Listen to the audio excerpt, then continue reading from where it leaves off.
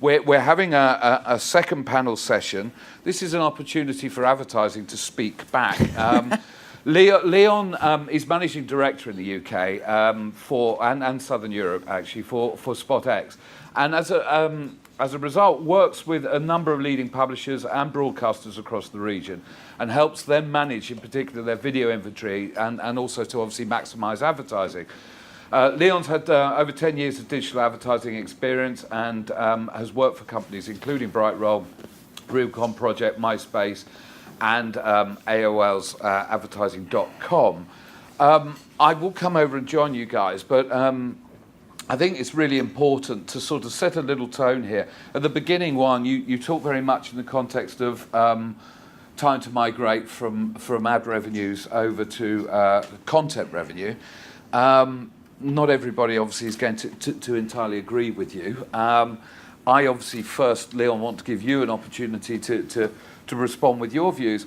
I think it's fair to say that we do broadly acknowledge, and there are stats out there, that the new revenue, digital revenue, is predominantly going to the duopoly you outlined.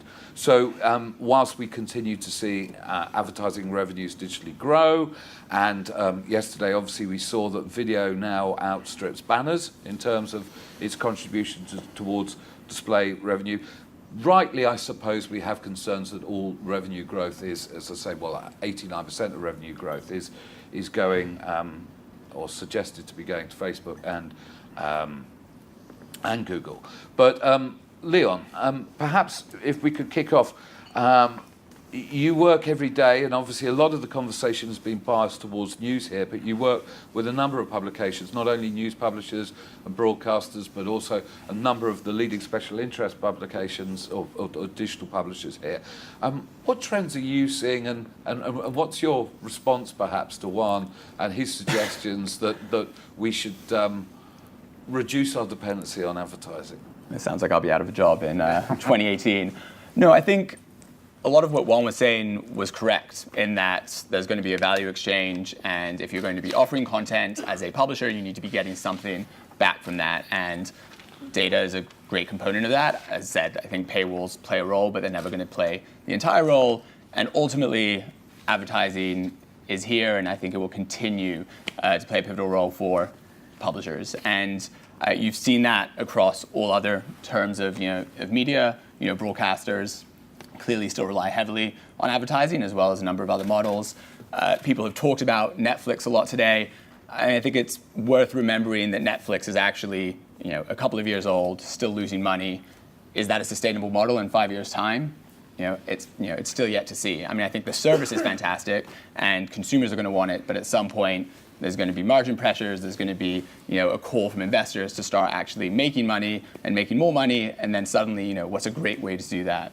Welcome back to advertising. The days of just the paywall are kind of over. And even again on other types of platforms, the likes of Spotify have done a great job at managing the kind of freemium offering.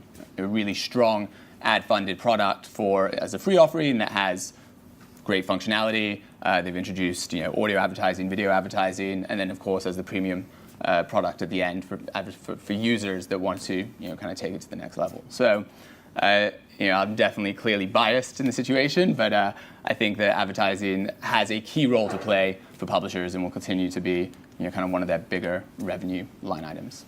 So I mean, obviously, advertising revenue remains for the majority the single biggest source of revenue. We're seeing an evolution in and perhaps greater respect for how that advertising is delivered. But Juan, when you talk about perhaps a need and a consideration for independent publishers and premium content creators to consider other models. Yet obviously, Leon touched on it there. When we're not just talking about Facebook and Google, we're talking about Netflix and a number of other organizations who have identified the opportunity that advertising presents to them and are seeing considerable amounts of growth in their businesses driven through advertising and refining their advertising models. I mean, only 3 or 4 years ago, as an industry, the press was identifying Facebook's struggles to make advertising work. So, one, are you suggesting that advertising? I know obviously you dumbed down later and softened your tone from the must abandon approach, but surely advertising still has a considerable role to play in enabling the sustainability of original quality content. Yeah, I mean, I think it's a false dichotomy to say reader revenue versus ad revenue. I was very clear in saying you need to migrate from ad revenue to reader revenue. I think you're very vulnerable if your entire business model and your entire future of your journalism is based on ad revenue. It's a one-legged stool. You're very vulnerable. These two guys are taking most of that budget, and you're not going to make it. You're not going to make it. We've read the end of the story. You're not going to make it. I didn't get into numbers, but at the end of my presentation, I talk about percentages. 40% we advocate of revenue should come from reader revenue. Yes, that's what we advocate. So that 60%, of course, is advertising.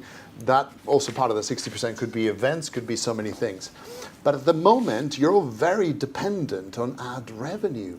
And I think that's reckless. And we are seeing that the money is not going to come to you the way you expected it. And to continue to build it based on that, with the kind of content that we are offering to build that volume so we can sell CPMs, it's even more worrying to me because we're entering an era of voyeurism versus journalism, because that's what you're in a volume play, you're not in a value play. So that is my, and then within the existing advertising digital business inventory that I have, my point is migrate that to a higher value level, which is sell it based on time. Clocks, not clicks. So sell CPH, and the formulas there is being used in the UK. They're pioneering it here. It's working. Some mixed results for the economies. For the FT, is working quite well. But I urge you to explore something beyond the CPM dynamic, because from my point of view, it's been diluted through programmatic, and it's a race to the bottom. And it's a swan song where you're seeing it spike a bit. I could hardly mention a market in Europe which is above two digits, 10 euros, $10, 10 pounds. For video, perhaps yes, but in most markets, it's. So that's what I'm saying. It's not. Let's stop talking about binary choices. I think it's much more nuanced than that. I think that's a fair comment, and I think it's perhaps wrong even to suggest that we do think binary level. I mean, one of the privileges of being part of the ARP is to understand, and you can see our program with publisher ventures, data collaboration, and other aspects. This room is full of super smart people who are looking at different ways of monetizing what it is they do, the content, and their users. Leon, I mean, obviously, we're talking. We talked, I think, a year ago, and I think you were perhaps involved in that session. We were talking more about the attention economy, and this, this perhaps. By the way, one place where I'll absolutely support you is I think anybody that works in digital advertising is frustrated by many of the metrics, and the obvious is this last click mentality in terms of attribution. So none of us, I feel, believe that we have the metrics correct. But are you seeing, Leon, a trend in terms of exploitation of your publishers to engage with the buy side around different metrics for delivery? I think it's hugely challenging to try to create, I would say, a unique metric in that. I mean, if you look at all other media types, there's actually been immense consolidation. Buyers have 3 access points. Broadcasters in the UK, Channel 4, ITV, Sky. Like, that's it. That's what you're buying, and you're actually buying a video that you can run across all of that. Outdoor, you've got 2 big players. So suddenly in print, if I've got 18 different ways of buying with different creative types, it becomes unscalable, extremely expensive on the back end, and ultimately I'll just end up spending my money with the easy place to go, which will be a Google and a Facebook. So I think it's dangerous sometimes to try at an individual publisher level. I think maybe 1 or 2 could pull it off, but I think ultimately you need to have, at least from an advertising product, a product that scales and becomes much simpler for the buy side to access.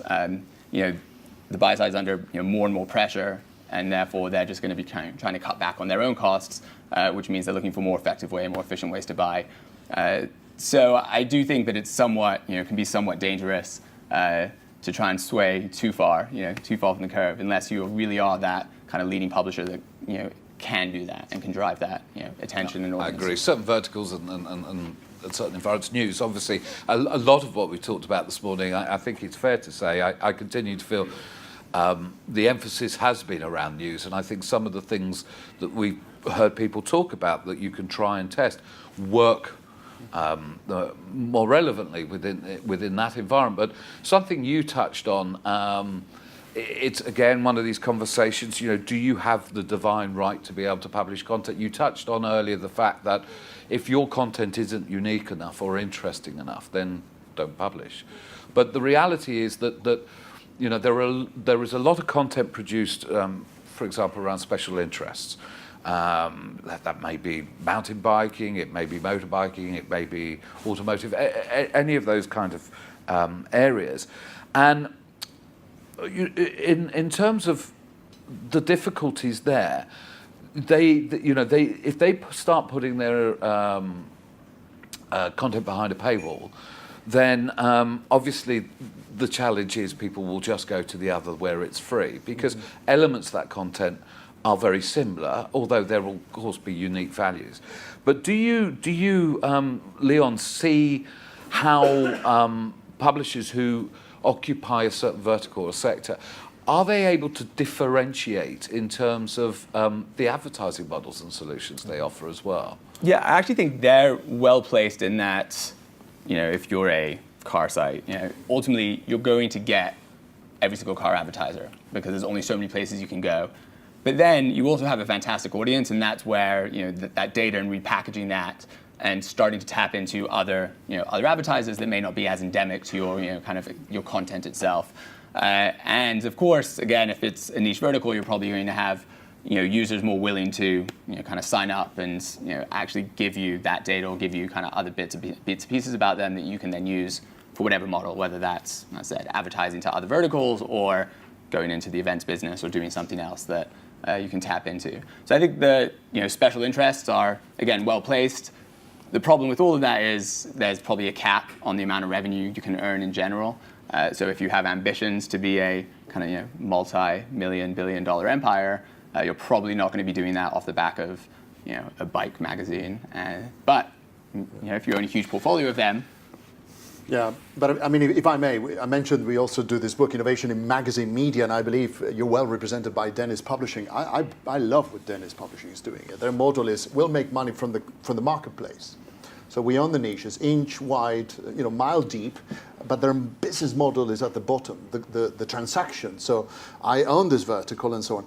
However, I can, hand on fire, I could go to Dennis Publishing, and I'm not advertising, but with our team and with people that have done this before, I assure you that they're not mutually exclusive. A lot of those people in that vertical with just that business model making money on the marketplace, you could still make a lot of much more money out of a premium paid for either micropayment or special editions and so on digital for that audience. They're reluctant to do that, but indeed there's still a lot of money to be made. So it's not, you can have both things. You can still, and we haven't talked about what are the benefits then of once I have a registered, verified reader in a vertical or so on, of how much I can charge for the advertising. Yeah, the deterministic data and the potential to increase one's premium CPMs, absolutely. Exactly. So the value goes massively higher. And just to respond to your question about trust and advertising, because I think it's very relevant to what you guys do as well. I mean, we had a client, and Mercedes came along and said, we're launching an eco car, one of the blue tech technologies here in the UK. And the narrative, the relationship in the past with the publisher was, well, I have all these digital assets and I can place you here on the vertical for autos and I can place you here. But the conversation changed to, I have this verified audience that are very interested in environmental issues. And they read most of the article, they come back all the time, and they're obsessed. Environmental issues are very important. So we will put the campaign here, and I'll charge you much more, thank you very much, because this is a real audience engaged. You're likely customers of a technology, of a blue tech, eco-conscious car from Mercedes. So So that's how then the advertising changes, and you have a trust relationship. I've got an audience that really, really is interested in this. So you can't do that with programmatic. You can't do that with You do everything with programmatic. No. Yes and no. I'm not sure. I mean, I think we've handed it all over to programmatic, and we're losing this ability. I don't think we've handed it all over. I think, what we're very good at doing is forgetting how nascent this industry is, and what we learn in that journey. And absolutely, we have seen a trend over the last 3 years since the advent of programmatic, for people to lose sight of the importance of context by chasing audiences at the lowest denominator. But SpotX and businesses like Leon, they haven't fueled that. They're actually helping provide a redress and an understanding of the importance of what that data provides, how you target your messages, and in the environments in which you do it. But so. Yes, there is an element of what the businesses in this room do, which is about their direct dialogue. Scale is always going to be the issue here. But what is the balance, Leon, going forward to being able to, because obviously what we have seen around brand safety and fraud that you touched on earlier, is genuine concerns now where the buy side of the industry has pushed back and wants greater reassurance. We recognise that sometimes to compete with Facebook and Google and their scale, it's through collaboration. So what sort of trends are you seeing there that helps sort of countenance that point? Definitely. So it's funny, the UK is actually quite bad on the collaboration front, surprisingly. And I know you guys have done some fantastic initiatives. They just haven't managed to really gain enough traction. In some of the other markets, in Germany, we've seen a kind of single ID alliance. So SpotX is owned by RTL, very large broadcasting group, kind of largest entertainment company within Europe. And a number of publishers have started a kind of single sign-on. So you log into RTL, and then you can share that data, that user, across a group of sites, right? And there's other single ID initiatives, but I think things like that are going to be really important for publishers to kind of come together and protect, I think, their revenue streams. You don't necessarily, it feels like people think that they're going to lose control of their sales, but I think you can do things outside of the sales perspective, right? It doesn't need to be a cooperative that's selling the advertising, but it could be working, again, on a single ID or on other initiatives around it that give you that scale in the environment, so that then when you show up at an advertiser's door, they can execute this easily and seamlessly across multiple publishers rather than having to do something unique for every different environment. Again, I'm always being, keep it simple. I'm always kind of a fan of that, and that's why I feel things like, TV has been so successful. And so that's, kind of one initiative there. I mean, interestingly, on some of the things you were talking about, again, taking kind of some broadcast side of things, one of the products we developed recently specifically for broadcasters was something that enables them to use their first-party data but eliminate any kind of data leakage. So they've been extremely reluctant to sell sell anything that's, I guess, data-related within a programmatic environment, because they've seen, I guess, what's happened in other medias, and they have great first-party data. You have to register to watch ITV Hub. But the only way for them to kind of unleash that and let it go is if they have complete assurances that actually someone on the other side can't build up a profile and then just retarget their users elsewhere. And I think we'll start to see things like this occurring. Again, not every publisher can do that, but if people are banding together and creating something, then you actually may be in a good position to push back a bit on the buy side and drive that. If I may ask you, Richard, Yeah. why is it what he's saying? Why is it that you find it difficult representing AOP to get a network together, to get publishers to come together and sell through scale with common purpose? I think there are a number of factors, and I think that a simple expression in the first instance that will always apply is trust. And I think that such a circumstances and market forces at play that people have had to find a way to trust each other. And one particular area that we're seeing is that a number of our publishers are collaborating in a manner that they wouldn't have conceived or sorry, perceived as possible just perhaps 12, 18 months ago. What we found very interesting, one of the things that we've been trying to champion here within the AOP is we should look at ourselves as a single entity. You know, what we are is premium content creators who employ trusted journalists of integrity to create original quality content. And what we do recognise is that community represents around 42 million unique adults here in the UK, and Google represents around 46 million and Facebook around 40 million. So, you know, we are together every bit as dynamic as in terms of an environment. What's also been fantastic to hear over the last 6 months or so is driven by concerns around brand safety, the momentum and the call to recognise the importance of context and the importance of that. So I am actually quite optimistic that collaboration is something that we are more comfortable with. And what we're seeing is that, you know, we have newspaper members that will work with a special interest member who has perhaps behavioural insights and intent in and out of market data coupled with the scale, and they're getting themselves back on schedules. But unfortunately, that's more of what we're talking about over the next few days, and obviously remains a massive challenge for us all, but it's not something that we can't achieve. I think we're all confident that we can. I think more importantly, and sort of staying on plan, there is a question here which I think kind of been loaded to you through Slido already, which is, Leon, you know, are buyers requesting this cost per hour metric deal? I mean, we haven't come across it, but again, we focus on video, so ultimately, you know, it's... Well, this is my question. I mean, obviously video now is reported to have surpassed banner revenue. We had an event last week where it was suggested that native video, and that's in terms of the sort of the converting of outstream and pre-rolls into sort of the scroll and play, presents the biggest opportunity.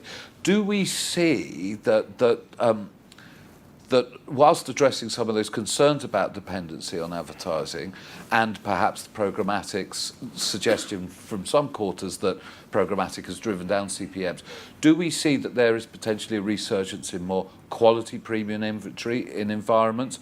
And what will that look like over the next, I mean, what are you doing within SpotX and the publishers you're working to develop because there's massive demand for video and suggested there's always a shortage of inventory. Definitely, and I actually think you will see, especially the back end of this year with initiatives like ads.txt, you'll see a shift towards you know, kind of the premium publishers and content starting to, I think, win again in this, you know, vast sea of inventory that's out there. There'll be, you know, a lot of people who may have been arbitraging or just other, you know, I guess other people that weren't adding any value in this chain, I think will start to fall out, which is definitely a positive thing, right? And we're working really closely with our publishers to make sure that they're getting as close as possible to the advertiser, because you want to have that relationship, regardless of how a campaign's executed. You know, it doesn't matter if it's, you know, sold programmatically. You still want to have that dialogue with the, you know, with the agency, with the advertiser. And so I think that, you know, as you said, I'm quite optimistic with regards to, you know, how things are going. There's, of course, going to be challenges.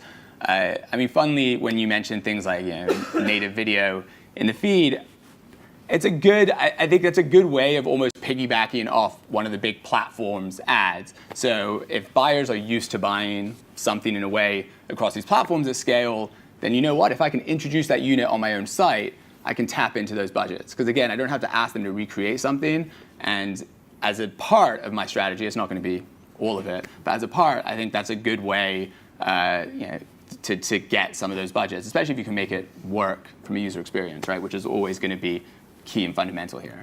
May I ask, of course, the big conversation at the moment is Facebook saying that the future is mid-roll video ads. Yeah. Do you subscribe to that?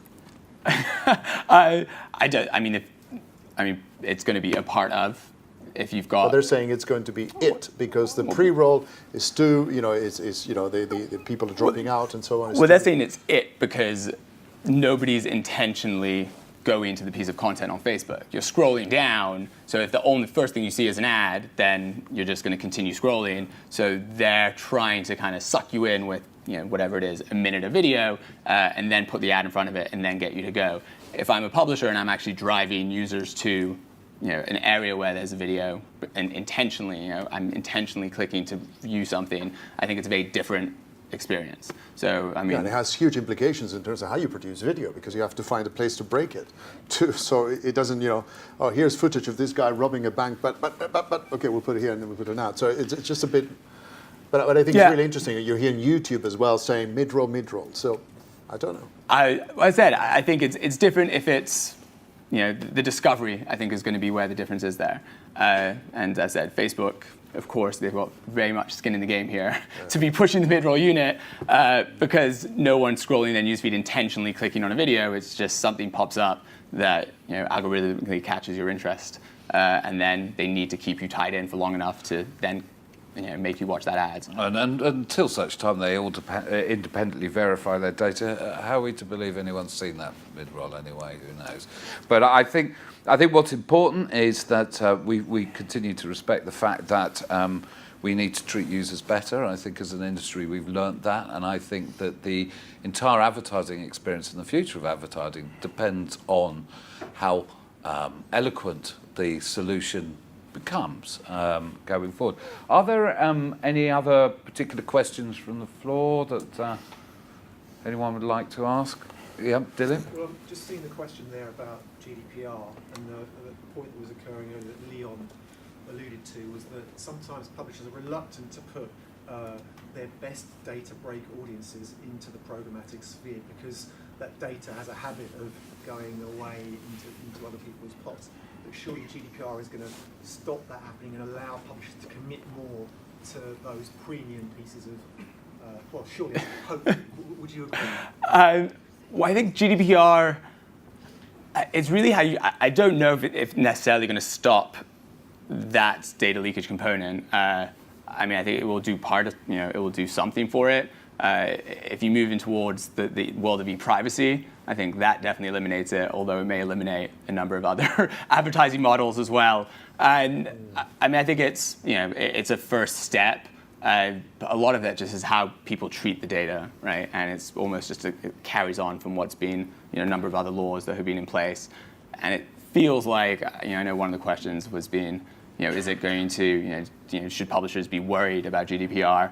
I think my view is publishers should be frustrated, annoyed, have to pay a bunch of consultants or somebody else to make sure that they are that they're compliant. But I don't think worried on the GDPR front. I don't think GDPR is going to be a nail in the coffin by any means. E-privacy is a different story, and it looks like it's moving its way through, and that's almost the cookie law, right? All cookies are bad, and you can't use them for anything, and that's probably a little more concerning.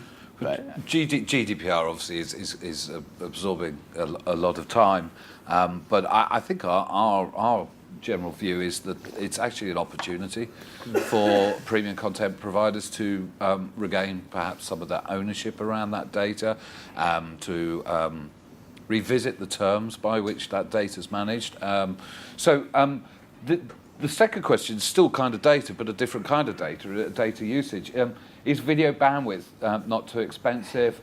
In other words, we've again, in the context of ad blocking, heard that the consumer's reaction to our desire to serve them ads amongst that content has created a reaction where people are using ad blockers so that their data usage and latency and other issues are being addressed. Or it's not being affected. But will this potentially, in the context of this question, video bandwidth, would it potentially hold back the development? I mean, I don't think in the Western world. So, I mean, in the UK, your data packages are pretty robust. I don't think you're going to be, not watch a video on, The Independent because it may cost you, 2-3 megabytes. That said, in the developing world or other countries that have much more expensive mobile packages, then definitely. I wouldn't be surprised if you see more bundling and what they call zero rated. So bundling in some form of content and not charging for the bandwidth across that. That probably brings its own whole set of problems because suddenly you've got telcos almost deciding who wins and loses because they become the new distribution mechanism. But that's definitely a direction that you start seeing in the US with the watering down of kind of FCC regulations. So, if I may, I mean, from an anecdotal point of view, with my teenage kids, I'm beginning to hear this. Oh, this is going to cost me a lot. Because it's a 10 picking up the tab. What difference does it make? Well, not to make them work for it. But it's interesting because I think we need to pick up these things. And it is part of the conversation now with teenage. Oh, it's going to cost me a lot of money. And my data plan is going to be extinguished. Having said that, it's the web was born as a text-based medium. It has transformed into a visual medium. It's undeniable. I mean, there's more video consumed on Facebook than YouTube. So it's the language of the web, and people's expectation of seeing stories as well as reading them. It's huge. It's insatiable. So I think it's that's something that hopefully will be overcome with better packages. But yeah.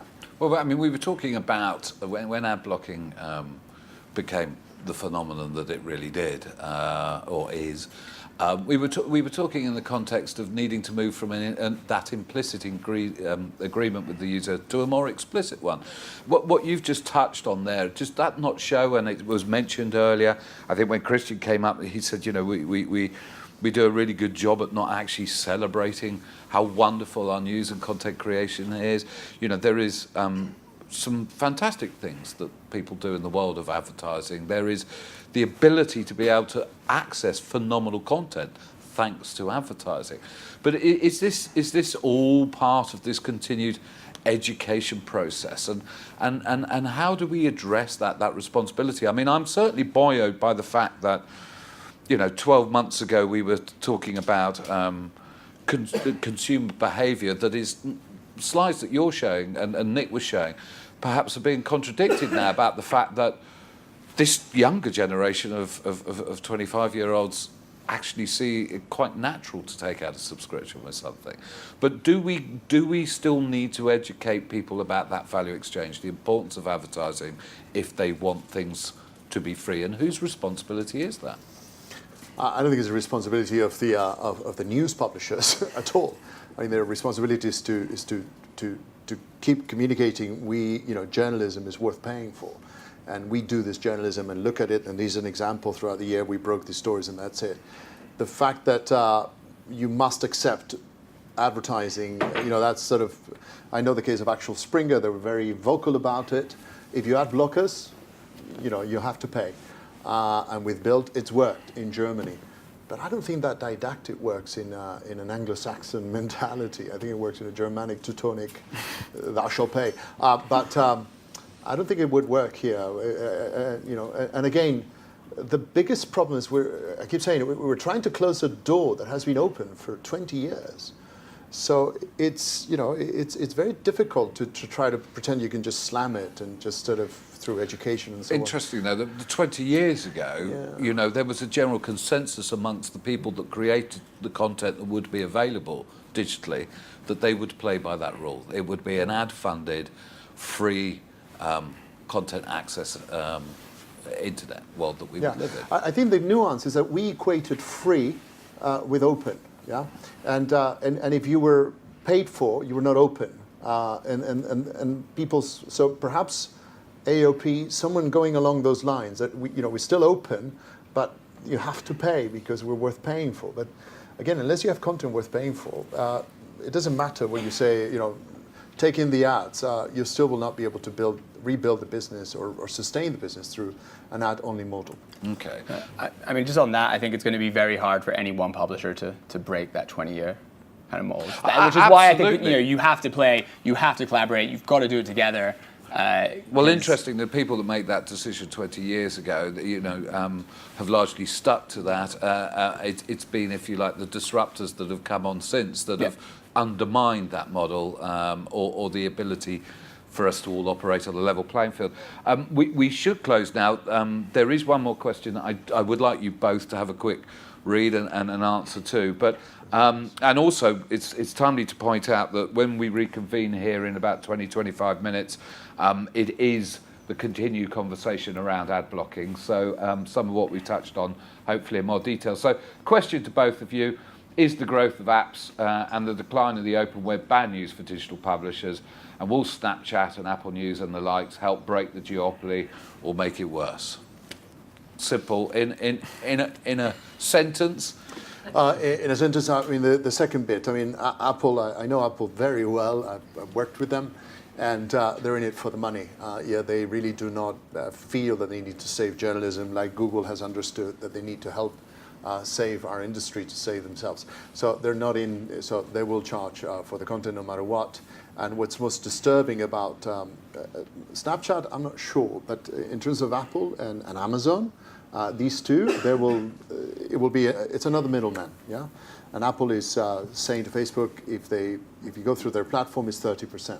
And there's a huge debate going on between these two. So there will be the triopoly or the quadopoly or whatever, Amazon. Yeah. And in terms of... I mean, unfortunately, I don't think any of those two companies specifically are going to kind of do anything altruistically. I mean, just a question on Apple News. I mean, it's interesting that publishers, I guess, kind of provide articles, into Apple News for free. When you think about if you think about Spotify, people are paying streaming fees, right, when they're bringing on these music. But it seems that people are more than happy to give Apple this from a distribution standpoint, I guess, with the hope that, again, it would rely on advertising, but it became another convoluted and complicated way of selling, which I think kind of put a bit of a bluntness to it. But I think that people would definitely need to rethink about how they distribute and where they distribute, and for what reasons, and what they're trying to get out of it, right? Because if it's revenue, then you may want to think about it a little bit better. Perfect. Well, thank you both, Juan, Leon, for your time, for your insights. We can conclude from that we need to be balanced, we need to be open-minded, but advertising still continues to play a very important role in sustaining our businesses. So thank you, everybody. We now have a break. Juan and Leon.